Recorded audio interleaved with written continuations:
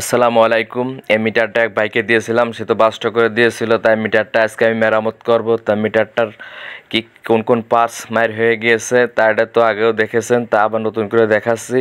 এই মিটারটার হলো এই জায়গায় যে পার্টসগুলো আছে সম্পূর্ণ পুড়ে গিয়েছে, মানে আশেপাশে যেগুলো ছোটো ছোটো কম্পোনেন্টগুলো আছে সম্পূর্ণ পুড়ে গেছে। তা আমি এটা পুরের মিটার নিয়েছি, এই মিটারটা চাবিটা নষ্ট, চাবিটা নষ্ট হওয়ার কারণে এই মিটার থেকে আমি পার্টসগুলো নিয়ে আমি এই যেটা বাস্ট হয়ে গিয়েছে বা নষ্ট হয়ে গেছে ওই মিটারটায় লাগাই মিটারটা ঠিক করব।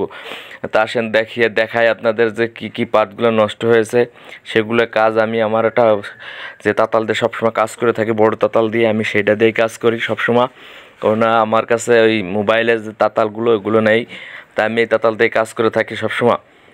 আসলে আমি চেষ্টা করব যে এটা মিটারটা পুরোপুরি যাতে ওটার থেকে এটা ঠিক করা যায়। তাছাড়া আমার গতি নাই, কারণ ওই ভোল্টেজ মাপার জন্য এই মিটারটা এনেছিলাম। তা এক ভাইকে সাহায্য করতে যে আমার ফেটে নষ্ট করে দিল মিটারটা, দেখেনি যে এগুলো মার হয়ে গেছিলো, এগুলো মার হয়ে গেছিলো, এই জায়গার এগুলো মনে করেন যে এই জায়গার আশেপাশে যত কম্পোনেন্ট ছিল সব মার হয়ে গেছিলো, তাই লাগাইলাম। অসংখ্য ধন্যবাদ।